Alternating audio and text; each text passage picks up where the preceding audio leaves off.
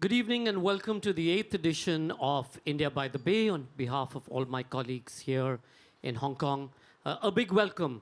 Yesterday was a bit of a washout for some of us, but we sort of repaired to Gokul and Lakshmi's home and we did a private session with Dr. Ram Kumar, the Ayurvedic doctor who would come out. And for any of you who'd be interested in listening to that and learning more about the Ayurvedic session, please reach out to us and we'll be happy to put you in touch with Dr. Ram Kumar. Yesterday's morning session was amazing and I was told it was the best pranayam session ever. And it was the nicest way to start off the festival. Today, we're really delighted and especially honored to share with you the collection of, the first couple of collection here in Hong Kong. Romi and Sagri. They've been very generous and kind, and Romi has pulled out from his stock some of these most beautiful shawl collections that they've had. Some of you will know the story. Romi and Sagri started collecting work in Philadelphia, first primarily because they thought that old stuff was less expensive, so they started collecting that to decorate their Philadelphia home. And very soon, from the Satsuma collections that they did, they started collecting carpets, and then they realized that carpets was a little bit more complicated to store.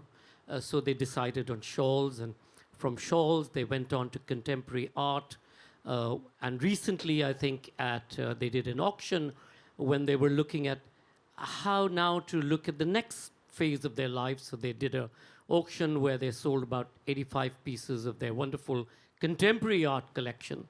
And day before yesterday, when we went to their homes, despite the sale, every piece competed for your attention in their beautiful home. Every piece from different parts of the world was so beautifully curated. And I think the most important thing here is that when you're a collector, as Romi and Sagri are, then they go to great depths to do the research, learn about it, buy books. And there's a wonderful story that I read about how their heaving bookshelves in the house aren't enough just to stock the books that Romi and Sagri collected, to learn about some of the pieces that they in turn had or were going to buy. This evening, Romi is going to take us through the collection. Please do feel free at the end of this to walk around and see the pieces. Do remember, a lot of the pieces date back a couple of 100 years, and they are quite fragile. We've had some difficulties in sort of adorning these stands with them, so don't touch them if you can. And if you'd like to learn more about each of these shawls, please do, you have this on your chair, and you can scan the QR code and learn a little bit about it. And I think Romi will be more than happy to answer any questions. We will do a Q&A, and then I'll open it up to questions after Romi's presentation. But ladies and gentlemen, please join me in welcoming Romi Lamba, a collector, this evening.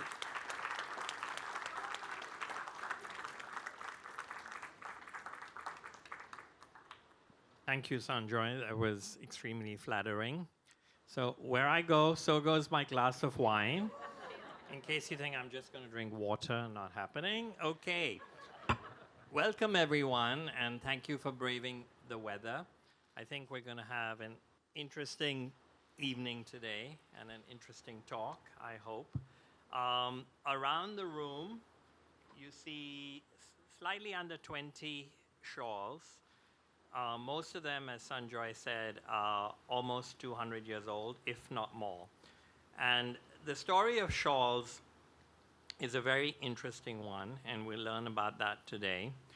And most of the shawls you see here are Indian, from Kashmir or northern Punjab. And there's 3 shawls in particular. It's easy to point them out now. The one with the 4 different color squares, the navy blue one, and then the square one right here. Those are European, and which are also quite interesting. So I'm excited to be here today because it's the first time I've given talks before, online as well as in person, but it's the first time I've been able to display in one room so many of my shawls. And I think you'll agree that the impact is quite powerful to see them all here. Now, most of these shawls are very large and difficult to wear, and so I don't recommend you try it. But let me jump into what we're going to talk about today. Hold on. Okay, so mainly we're going to talk about the history of cashmere shawls, and it's very difficult to talk about cashmere shawls without talking about the customer base. And that customer base was both in India, particularly men. Shawls were mostly worn by men, much like jewelry was mostly worn by men back in a few centuries ago. If anybody was here, many of you were here for the Cartier talk the other day. And shawls, again, were mostly worn in the court by men. And but then they were exported to Europe at the turn of the 18th century. And Napoleon gave a couple to his wife Josephine, and they suddenly became a huge fashion favorite in Europe. And they stayed that way for almost 100 years. So when we talk about shawls, we're really talking about at least two continents, India, Asia, and Europe. And we'll delve more into that. This particular shawl that you see here on the slide is right over there. It's unusual because it has no center. It's all paisleys. It's what they call an all-over shawl. And it's quite unusual in pattern and color, and a very early Indian shawl as well, probably dating to about 1820. So as I was saying, shawls were worn by men, and this is during the Mughal period. If you look at many miniatures in the Mughal days, you will see the courtiers, the royal family, wearing shawls, either often around their waist, almost like a cloth belt, which is also called a patka, or very often their coats were stitched of material made from shawls, woolen material. And in these couple of miniatures, you can see that. And this is what was prevalent in the 16th and 17th century in India. And it was probably in the 16th century that one of the Turkish rulers, pre-Mughal, had come to India and brought over some of his textile experts that taught the Indian workmen in Kashmir to make these kind of textiles. And it continued all the way into the 18th century when the patterns and the size of the fabrics, etc., became more evolved. So this is a very quick summary. This is the only slide that's going to have as many words as it does. But I think it's important just to set the stage, to say, what are we talking about? So shawls, the type of shawls we're talking about today, were in vogue for about 100 years. From 1790, when they were exported to Europe and became fashionable in Europe, they were a kind of must-have. As I don't know if the lady is here today, somebody was comparing them to a Birkin handbag of the time. And they became very popular and expensive, and there were luxury goods that you had to have. And also, during this period, they started copying them or manufacturing them in Europe, originally on a handmade loom, like India.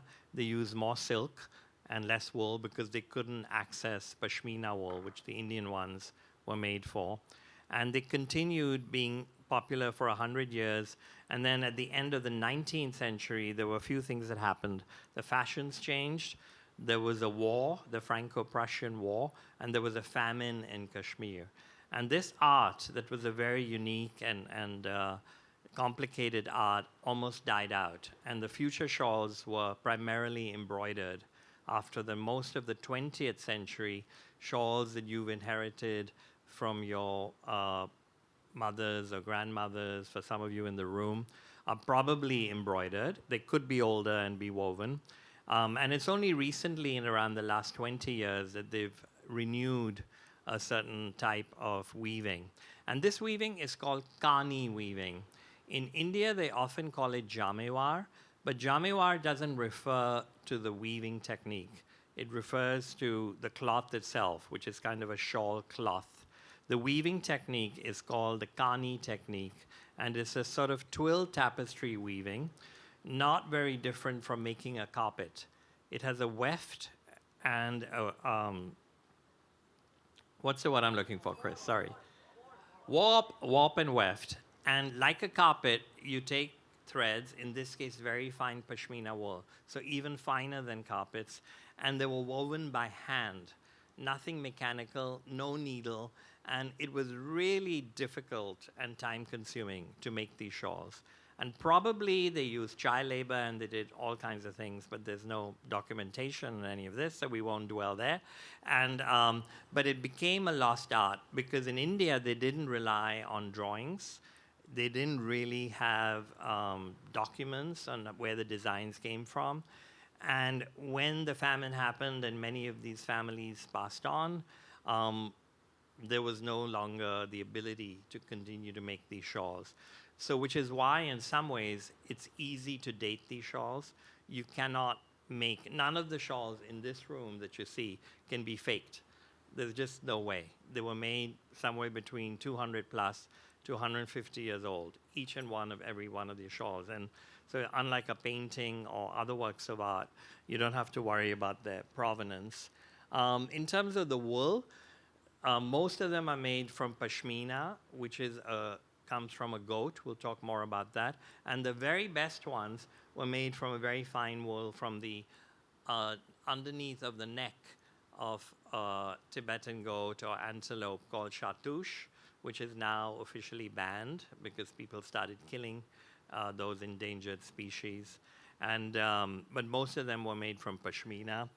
And in Europe, around 1810 and later, they invented the jacquard loom, which is a mechanical instrument that allowed you to efficiently make these shawls very in complicated designs. And that really changed the game for shawl making during this period. So here's a picture of some Tibetan goats. There's one in the top left of one goat. On the bottom left, you've got some combs to comb out the goat hair, old and new. And in the right hand, you can see that happening. Okay, so what is this shape called? Many of you know it by the term paisley, and that's after the Scottish city called Paisley, which became one of the manufacturing centers of English shawls or European shawls. But actually, this shape arguably has been around for over 1,000 years. And over this period, people have called it an ambi. In Persia or today Iran, in carpets, it's largely called bote or buta. And in other parts of the world, it's called pine or cypress. So it has many different names. And today we can just refer to it as a paisley to keep things simple. And it has become very much part of the global design vocabulary. I'm sure every one of you in this room, and if you don't, you better get one soon, have at least one thing with a paisley on it. If not in your wardrobe, then in your house. And what better way to illustrate this than for me to stand up and point out a couple of things that I'm wearing, because I am quite partial to paisleys, in case you didn't know.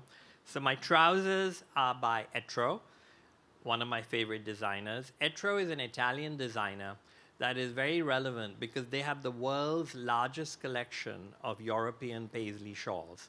And they use their archive, they mine their archive to create their designs. So if you own Etro clothes, chances are it's come from an original European paisley shawl. My shirt is Paul Smith, but it's got paisleys on the cuff, in case you can't see, embroidered. My jacket here, or bandi, my waistcoat, is hand custom made in Delhi. And I had it made, actually by my first cousin, for my daughter's wedding, because her wedding motif was, surprise, surprise, a paisley. And that's the wedding motif right there. And then, because I promised some tricks, I thought I'd pull something out from under a carpet. So here, as promised, is a wine carrier. So for our daughter's wedding, we had wine bags made in neoprene with her wedding motif right here, also in paisley. So you can see that paisleys are very much used in clothing, in all kinds of different fashion, and continue to be a big part of today's design vocabulary. Now let's look at the shape, because the shape has evolved over time. If we go back even further to the 17th century, it looked more like a flowering shrub. And then it kind of developed, as you see on the left-hand side, more of what you associate today with the paisley shape. By the way, all the shawls in the room today and in the slideshow, with one exception, which I'll point out, are all part of our collection. They all are here in Hong Kong. Not everyone is in the room, every shawl, but all of these shapes and shawls are from our collection, and most of them are in the room. So you'll see that little botte is that very narrow patka shawl as you enter. You can take a look later. And then over time, the pattern of the paisley, as shown in the drawing above, evolves and until it almost loses the paisley shape, as in some of the later shawls. And here's an example. There are, generally speaking, two types of shawls. One is long and rectangular, and it's called a chadar, which in Hindi means sheet, as in bed sheet. And these are the chadar shawls. The second one is square, and it's called a romal, which refers to a handkerchief. Now, these long shawls, when they started, had very large centers. And again, if you look towards the back, so on this side of the room, these are all Indian shawls. And they're kind of chronologically arranged. So as you enter the room and you start looking from that way, you'll see long, plain centers. And the work is mainly on the borders, and the work is traditional paisley shapes, and it's quite compartmentalized. It can sit in boxes, and the colors are somewhat subdued. And then as you go on, you'll see the centers become smaller and smaller, and ultimately some of them disappear. This last shawl on this side has a very interesting round center, which is quite unusual, with a lot of colors. And the paisleys have now become vines and tendrils and all kinds of shapes. On the right-hand side, you've got a couple of romals at the back. We'll talk more about that. And then you have the three European shawls. So this is an example of two romals. A very common early romal was called the moon shawl. And there are two right here in that corner.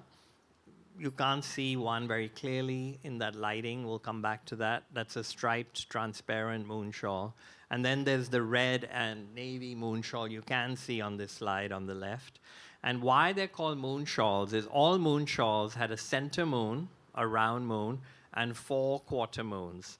And then the rest of the pattern could vary. It could be paisleys, it could be other things, it could be stripes. But that style of romal is called moon. And on the right hand are other types of square shawls. Now, I mentioned Kani weaving, which is kind of a tapestry weaving. And during the 18th and 19th centuries, they also used to embroider shawls. And that is called amli weaving. And the shawl on the right, which is at the back of the room, is an amli shawl. That is actually 100% embroidered. Today, if you saw that, if that was the only shawl in this room, you would go, wow, that's fabulous, it's such great work. But back in the day, it was considered like the imitation shawl because the work was not as fine and elaborate and as difficult to make as the woven shawls. But some of the amli shawls are fabulous as well. And you'll see that the patterns didn't mimic the moon shawls, but very often they were symmetrical and covered the paisley canon. Okay, now we can talk a little about the export trade route. Towards the right-hand side, you can see Kashmir and Punjab, including today's Pakistan and Afghanistan, where many of these shawls were made, and then they were exported through the Middle East into Europe and Russia. And in the Middle East, in Persia as well, they had made some shawls. They were a little bit more coarse, generally more striped. The patterns were different. But it's Kashmir that is considered the center of shawl making. And we were talking earlier, or I was talking earlier, about the export to Europe. And this began at the turn of 1790 onwards. And it's interesting because these shawls were often featured in European paintings, which are all dated. And so you can very often, on the left-hand bottom side, you see some Indian miniatures with a patka. And on the right-hand side, you see a lady in a European painting, a princess, wearing a shawl that looks quite similar to the patka in this room. That's the patka I was talking about earlier. It's hanging up there. Very large original center, very simple border on the sides, and it's quite old. Everything in that shawl is original, including the center. Here is a portrait of the Empress. Today it could be Princess Kate. In those days it was Princess Josephine. There's soon going to be a movie coming out about Napoleon, and I'm sure she'll be in it. And these two shawls that are in my collection, they're not here today, are both French shawls. So these are examples of the shawls that France started copying from the Indian shawls before the jacquard loom was invented. So these are all homemade. And because they couldn't access pashmina, they used a lot of silk in addition to some wool. And so these were finer and lighter shawls, but still considered not as fancy as the Indian ones. Here you have another painting and two shawls in my collection. The lower one is right there, somewhere at the back. I look for it. It's the red shawl. And again, you can see the paisleys have become a bit bigger. The center has become a bit smaller. And it was quite common for the four corner paisleys in the center to be embroidered, not woven, and then stitched on to the shawl. And you'll see this throughout the room in a few different shawls. And then here is a painting from the Met by an American artist, I think, Alfred Stevens. And it's called After the Ball. Looks like that lady did not have a good night. And she's wearing a harlequin shawl with a yellow center. And the reason this is called a harlequin shawl, and there's one there with the off-white center, is the panels were all different colors. And you can see that in the compartments. Harlequin, like a clown, refers to the coloring of this particular shawl. This is one of the first shawls that Sagri and I bought in Philadelphia. And to make it more wearable, it was very damaged. We had it repaired in Kashmir. And we changed the center, and we actually made it a bit smaller. And it's still that size. But Sagri used to wear it, and we changed the center. And it's still, I don't let her wear it anymore, but here it is. Okay. One of the artists that painted a lot of ladies wearing shawls was, now my French pronunciation is terrible, so I'm not going to say Ingress, but it's Ang, or whatever his name was, but I'll call him Ingress. Painted a lot of shawls, and you'll see here one of his paintings. The lady is wearing a striped shawl, which is also known as a Katraz shawl. These are two shawls in my collection that are not here today, but what we do have here today is probably one of my prize shawls. It's right there, the only striped shawl you can see, and it was part of the collection of a New York Persian dealer called Parviz Nemati, who he sold carpets, but he was a big shawl collector, and he's published a book. And you'll see this particular shawl was on, there are two covers to this book. One of the dust jackets features this shawl. In the other version of the book, the shawl is in the book, but not on the cover. And this is actually the shawl in this room today that you can see and take a closer look later on. It's very special because the colors are probably the most remarkably preserved of all the shawls in this room. And it also has extremely fine weaving. This shawl is the first moon shawl on the back, all the way next to the bar. And it's unusual because it's also katras, but it's also a transparent moon shawl, so that the centers and the four corners are not two layers of embroidery or two layers of weaving. It is actually single weaving to create this pattern, which creates the impact of a transparent shawl over the stripe. But it is woven to create exactly that effect. And this type of shawl is quite rare. Oops, sorry. Okay. And then these are, there's very little literature or drawings. There's quite a bit of commercial literature and bills and so on about the shawl trade in Kashmir and export, but very little in the way of paintings or drawings of the manufacture of shawls. And largely they were done by foreigners who were traveling around Kashmir, the British from the East India Company or others. And here are some examples of Kashmiri workshops making these shawls using a kind of hand loom. It is all, obviously there was no electricity, but it's really pieces of wood and cloth and the loom that they create to pull this together. And here are some more pictures. And you'll see at the bottom right, this drawing or painting is meant to capture the various processes in making a shawl, which include drying. It's very reminiscent of the laundry workers of India, and people who've grown up in India have seen how they do laundry, hitting the fabric on the rocks. And you can see they're doing the same thing here with the shawls.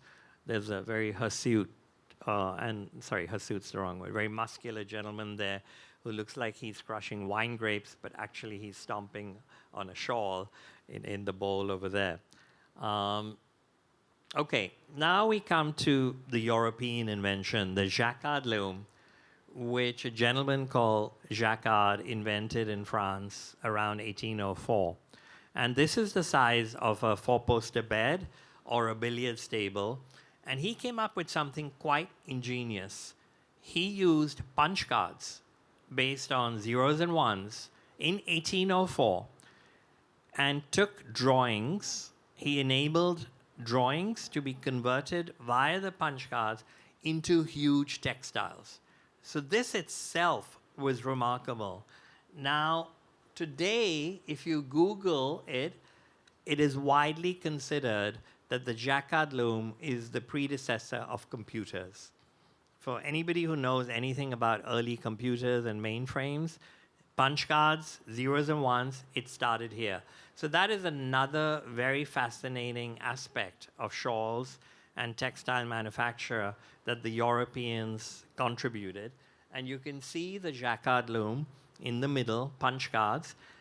This is the one shawl that is not in my collection, but I included it to show you how this was done. So you had these shawl designers in Paris, many of them, and on the left-hand side is what they call a cartoon, which is the drawing, where they did the design of the shawl. And you'll see that this drawing was around 1 foot by less than 2 feet, so quite small, very elaborate, and the colors are not that relevant. That drawing is somehow converted into the punch cards. Don't ask me how. And then, lo and behold, you get this giant shawl, 11 or 12 feet long and 4 feet, 5 feet wide. It's exactly the same design, but the colors are quite different, or they appear quite different from what you see in the drawing. And this revolutionized the shawl industry. And the French started making these fabulous shawls. There was no limit to the design. And the Indian shawl makers in Kashmir had to compete. But they were competing by hand. So this created an infinite loop between these two parts of the world. and the import-export trade. And what you'll see here, the shawl I was pointing out earlier, the one on the left, it's what they call a four seasons shawl. It's got 4 different colors in the center, and there's a way you could fold them. So you could literally have one of those colors showing below your neck, and wear it in a different way, fold it a different way for 4 different seasons. But what you will notice about the shawl, if you peek over, is it's extremely smooth, quite light, and there are no folds, nothing. The jacquard loom lets you create one single piece of fabric in this kind of mechanical loom, but it was no longer 100% done by hand. And this created a new aspect to this industry. On the right-hand side, you'll see an earlier shawl with the navy blue center, which doesn't actually have any paisleys in it, which makes it interesting. Here are some later paintings, one by Monet on the right, and one again by Alfred Stevens, which show some of these shawls, in this case Indian shawls, but they could be European, and how the ladies used to wear them. And you had these kind of crinoline skirts that stretched out, and then you would drape the shawls over them. And they were the size, they wore this size shawls. It's almost like wearing an overcoat. Okay, I think we're doing okay on the time. This is one of my favorite shawls. I call Kuda, Amédée Kuda, the architect of shawls, because he was actually an architect by training. And when he started designing shawls, he very much incorporated architectural elements. And some of his famous shawls, there's a shawl called the Isfahan shawl, and another one called the Nuruz, have buildings and in them, minarets and so on. But this shawl, the reason I call it an architectural shawl, it's imagine being in Istanbul or in Qatar, and you're in a mosque, and you look up, and you look at the dome, and this is what you would see. Exactly this. But look here, this is the shawl. Can we turn up the lights a little bit? Just so we can take a look. Yeah, take a look at the shawl. The workmanship is fabulous. Okay, it's technically machine made in a jacquard loom. That's what the Indians would say. They would like frown and say, machine made, machine made. Who cares, okay? It's beautiful. And it's just remarkable how between India and the European counterparts, you could create an industry that thrived on each other in a very holistic, healthy way in some ways, even though they were competing. And his shawls in particular didn't have any plain centers. So apart from the big circle in the middle and the shapes around it, the entire field is got designs on it, and then the borders themselves have got an amazing amount of work as well. So the Indians had to compete, and you can see now there are, on this side, on either side of this striped shawl, there are 2 examples, the one with the red round center and the other one with the kind of turquoise green center, where the workmanship is as, if not more elaborate than the European counterparts, but it is still all done by hand. And these shawls took anywhere from 5 to 9 man-years to make, which was not very practical for a single garment. And so what they would do is they would still take 5 to 9 man-years to make, but they had 10 to 20 people make them. And then they had each one individually making their part of the shawl, and then they had a gentleman called a rafugar who would stitch them together in a kind of invisible mending. So finally, you'd have this end product that would be shipped off and sold in Europe for the cost of more than a fur coat or more than a Birkin bag in those days. And the ladies would wear it. And in India, nobody would wear these shawls because you just couldn't. They're too big and they're too heavy. In Europe, they were the fashion, and you had those crinoline skirts, and you could get away with it. But here we are today, and we can still enjoy them.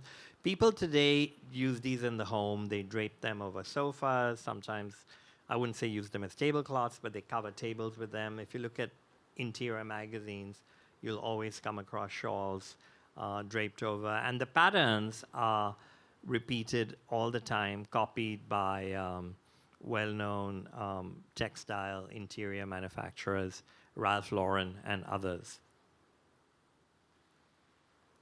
Okay, so last but not least, we're going to talk about Dorukha shawls. I think many of you will have heard of these. These are called reversible shawls, and they were kind of invented in India around 1865. And so they were pretty late in this period, from the 1860s till about 1900. And technically they're a single interlocking weave, but then they enhanced them with embroidery. And the overall effect was to create a reversible shawl, which none of these are. If I lifted one of these shawls, you'll see the back of the shawl. It's sort of neat, but there's no way of saying this is what the front of the shawl looks like. But if we take a look at a Dorukha, and this is a little tricky to figure this out, but I think you guys will get the idea. This is a Dorukha from India, and okay, I need some help. Any volunteers? Okay. This is a complete shawl with the original center, and at the ends is the pattern. And you can see the colors are very Indian. This is made for the Indian market. And then, ta-da, here we go. The back is just like the front. And okay, careful, this is a little delicate. Let me put this down. I think it's easier to see this one actually in a PowerPoint. There you go. On the left-hand side, it's folded over, so you can see the back. On the right-hand side, you see the front. And these shawls are very prized in India for obvious reasons.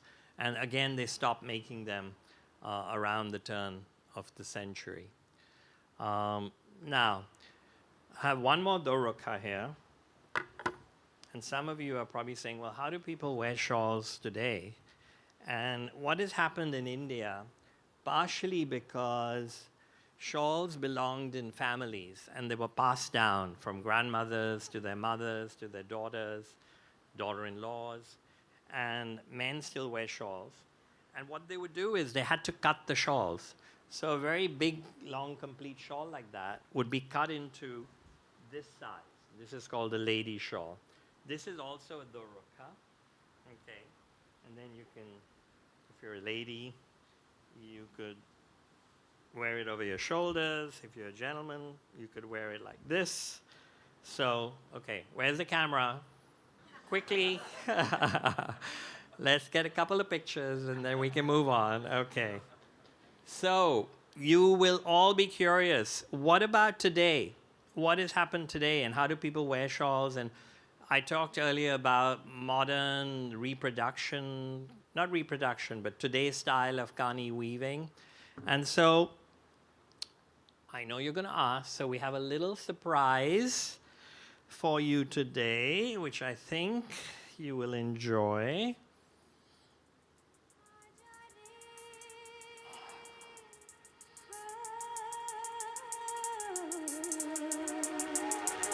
We've got a little fashion show.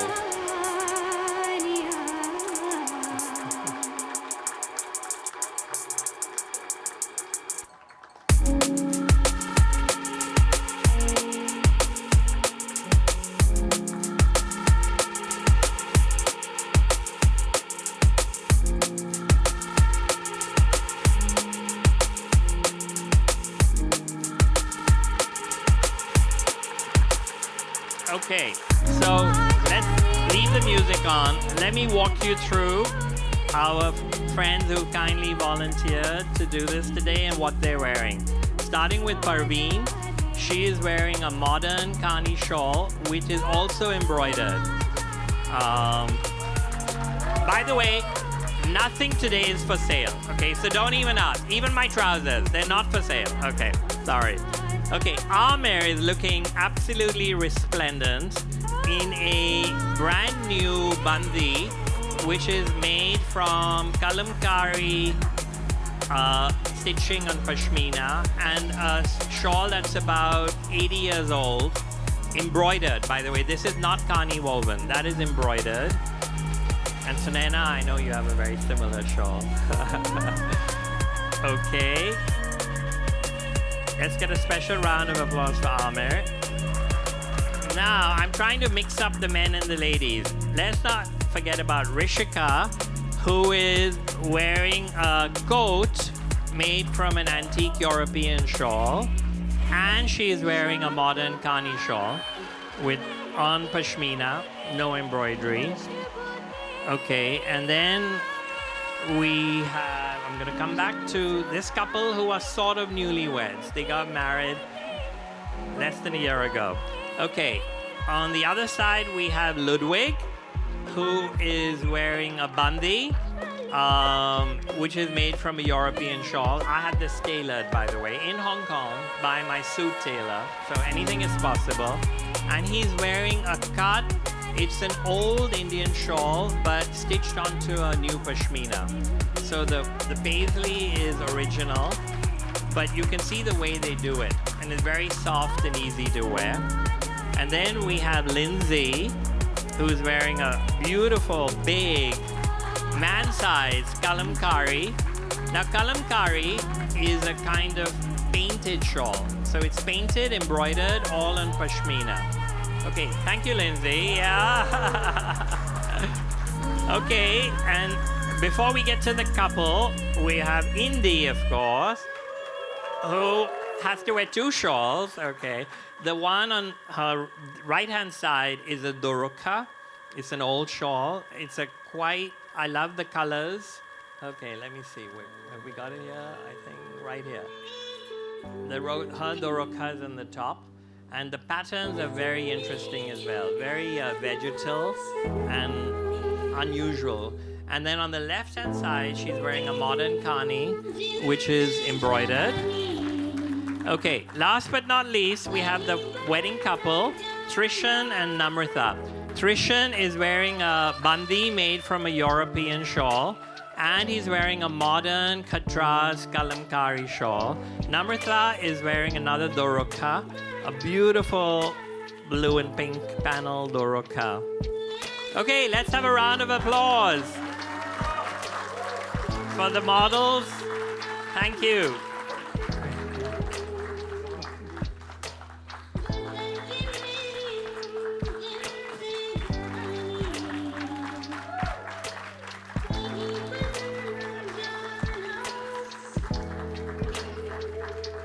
Whew. Okay. Time for a drink.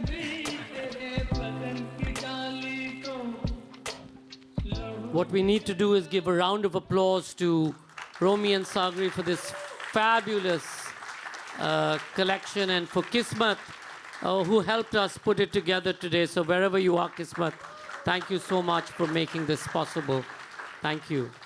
So Romi, two obvious questions. You said none of this is for sale, and you recently did an auction at Christie's. How do you value shawls, and what's the sort of, what do these sort of retail at, and how do you find them? Okay, that's a somewhat tricky question. They are available for auction, not so easily, but you can find them in Christie's, Sotheby's, Bonhams, etc. And I buy a lot of mine through dealers. And in India, if you buy them, there's a few shawl dealers, or you end up going to the shopping malls, shopping arcades of these five-star hotels, like the Taj or the Oberoi, over the years. We can put the lights back on us. Yeah. Or we can put all the lights on, it's fine. Yeah, you can put all the lights look at the back shawls.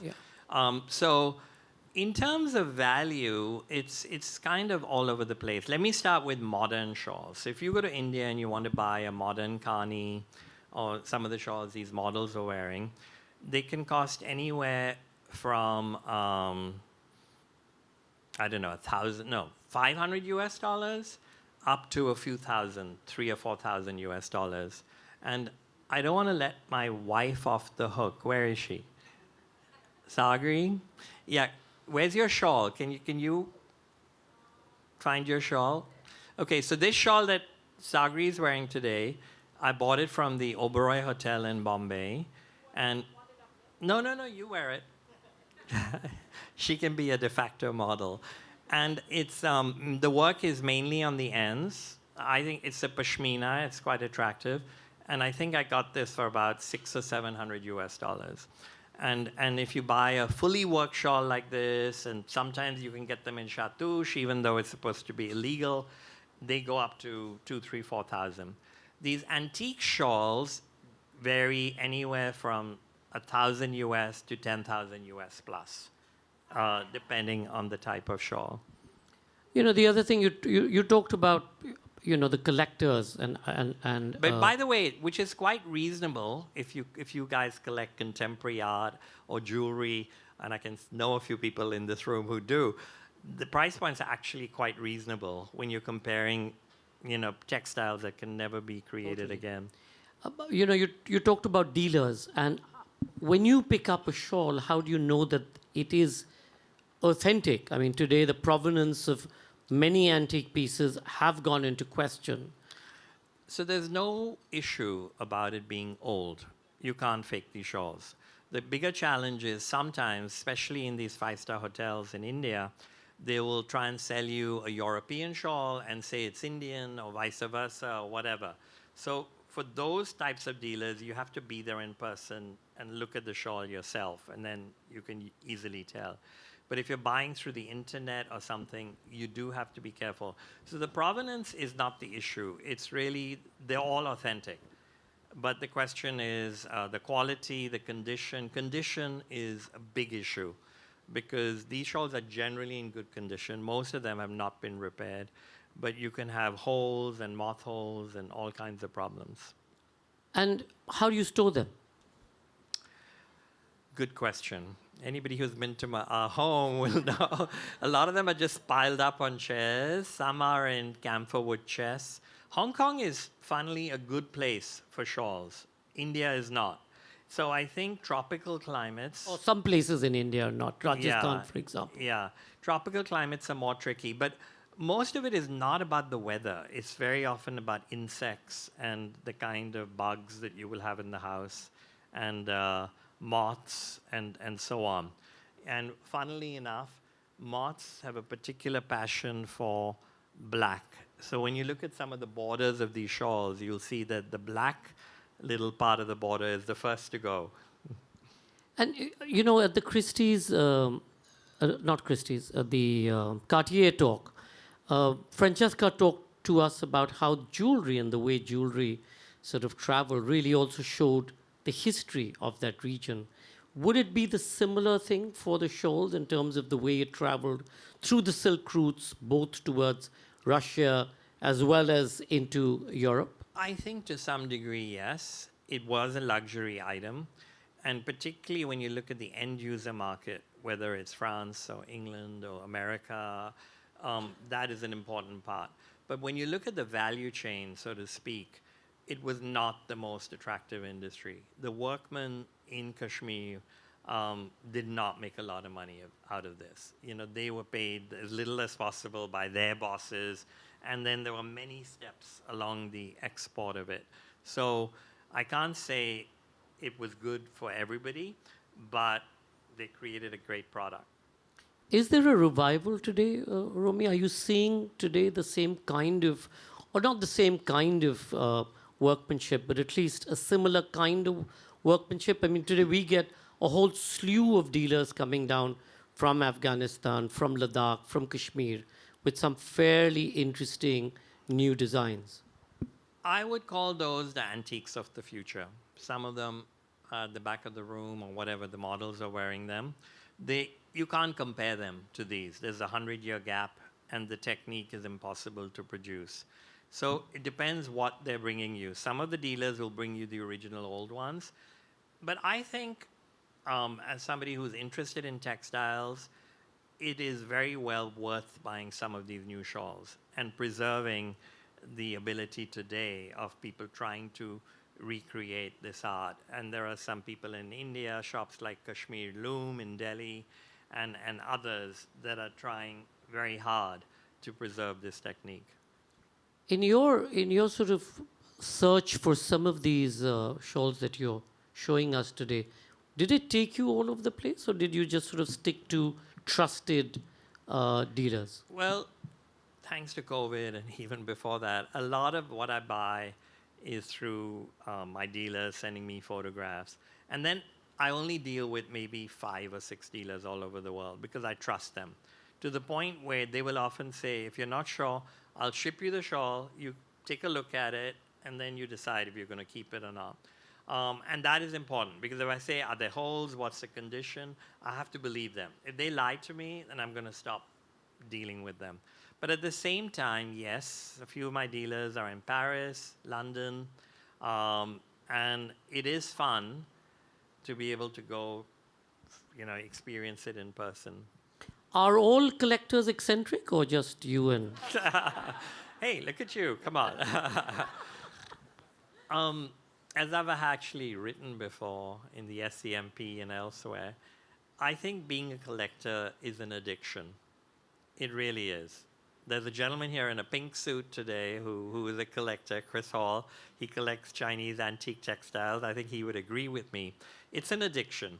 And it doesn't matter what you collect. I think you usually have more than one addiction. You can prioritize and say, I love shawls. But if you offer me carpets, I just can't store them. By the way, one small aside, every single shawl, not the ones people are wearing, but every single shawl that is hanging here today, all of them fit into one regular 28-inch suitcase. One. That's the beauty of shawls. You can just fold them, and they were so compact. I'm not going to check it into an airline, that's for sure, but one suitcase. So it's kind of an easy thing to collect. You opened by saying that none of this was for sale, but in recent times you all have done this auction at Christie's. Where do you see this collection? Will you give it to a museum? Will you keep it? Will the girls take it? I mean, how do you... any collector, this is obviously the the billion-dollar question or whatever. Yeah, I've had this discussion with my wife a few times. Every time I buy a new shawl, when I say new shawl, I mean old shawl. An old new shawl. Yeah. And I really can't answer that question. I don't want to sell them because it's a special collection. We loved our art, but we lived with it for 30 years. It was on the walls, and then, we reached a point in our lives we were ready to move on. I'm not there yet with the shawls. So, but at the same time, I recognize my kids are not going to want to deal with this. So I don't know. I'll get back to you. And this presentation, will it find a way into a book so that people can look at it and even after you've gone, or even if you threaten not to go, but someday, we all do have to quite a few books. On. There's quite a few books on shawls. And in fact, as Sanjoy mentioned earlier, there's a QR code on the one-page thing. And in that, I have a list, a bibliography, if you will, of some reading material, at least 6 or 7 very good books on shawls. But not so much about the shawls, about your life, your travel life of collecting. Don't know. Well, this is a suggestion. It'll keep you busy for a while, out of trouble. Okay, you're getting annoying. Why don't we take some questions from the audience?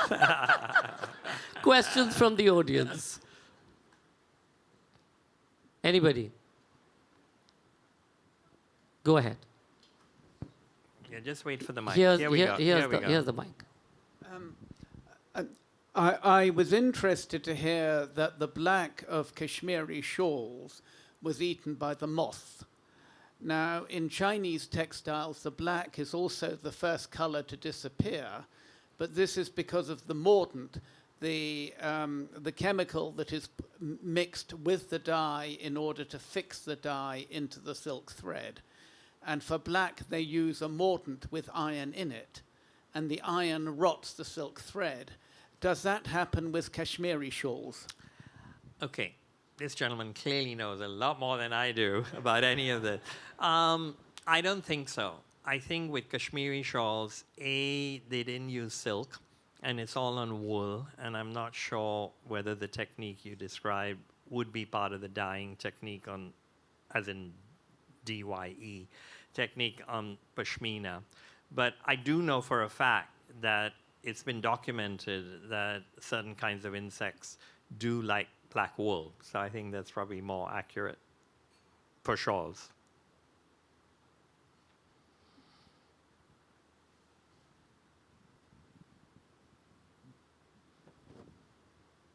Is the skill still there in Kashmir after all the turmoil that they went through? And now that they're reopening, is there any signs of a revival?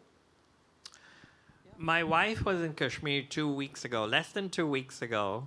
Maybe she can comment in a minute, but I'll just say that actually within India, modern shawl reproduction, like when I talked about kalamkari, some of the kanis, has moved out a bit into Uttar Pradesh, Himachal Pradesh, to neighboring states, still North India for the most part. And so you do, but I think sentimentally and for other reasons, many of us would, you do have kani weaving in Kashmir. It's alive today, but in a very different format. Sags, maybe you can comment. So I was in Srinagar, I don't know, 2 weeks ago, and I went to visit the looms of Kashmir Loom, which is, in my opinion, one of the nicest. Sorry, I'm coming to the front because then no one has to turn around. Kashmir Loom is one of the nicest, in my opinion, shawl sellers in Delhi, and they really use. What's nice about them when you go to their workshop in Srinagar is that they use natural dyes for everything, which I didn't know before I went this time. I've been buying shawls from them for years, but I didn't know that. But I went with another friend, which I didn't know before this, who runs Dastikar. Laila Taibji. But Sonia Bandari. Yeah, and she went to another shawl weaving place which did the embroidery, the Kashmiri embroidery on shawls. Very fine work, quite incredible. I had never seen anything like it. So yes, I think as a craft, it is very much still being done. I don't know if does it come under craft status? Yes. Not yes. Quite. Yeah, yes. Craft. So it is definitely being done. Kashmir Loom pays their workers really well. They really take care of them. They have mobile creches. They put the kids through school. So they're really, their pricing on shawls is very justified, I feel, now that I've been there. So they do an incredible job. And this embroidery place, which I had not a lot of knowledge of before, was also incredible. And they give all their shawls to Dastikar. So a lot of it does go back into the ecosystem of Kashmir, which is really necessary. So that's all. Yeah, there's a lot of revival going on across India now, across the textile handloom sector and the weaving and stitching sector. People like Vimore in the south of India have documented over 3,600 stitch designs.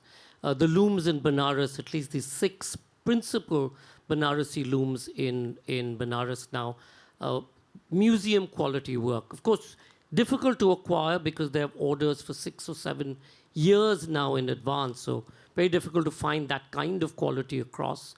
But there is a pushback against Chinese silk and the Chinese dumping pretty much across the length and breadth. And because of COVID, there's been a huge revival today of work in Kashmir, enormous. And most of the traditional families have now gone back to carpet and shawl weaving, as well as applique, as well as the paper mache stuff. Less coming out of Afghanistan. Afghanistan is in a very, very difficult situation. So not very much coming out from there anymore. But certainly Kashmir and the rest of India, you're seeing that. Anybody else? Okay, so we're going to, Romi's happy to walk people around the shawls, give you a sense of what and where and if and whatever questions you may have when you walk around. Just to remind you that there's rest of India by the Bay. Day after tomorrow, we have a conversation with C. Rajamohan and Vivek Debroy. I think it's the day after tomorrow. And then we've got a fabulous concert by Shubhendru and Saskia. And again, anybody who loves music, please come for that. This is the sitar and the cello. Saskia has reimagined the cello to match with the tonal quality of the sitar and repurposed the cello with a smaller bridge. And of course, then we have Nina Gupta and Masaba and Bollywood Love Story and our closing. On behalf of all of us, Romi, thank you so much for agreeing to do this, for displaying these beautiful And I just have one more pieces. thing to say. The music we were listening to earlier and during the fashion show is from my playlist. I'm also a part-time DJ, not for hire. Maybe we can get some music going. And he's happy to model Etro's stuff as well as Paul Smith. Thank you all and have a lovely evening.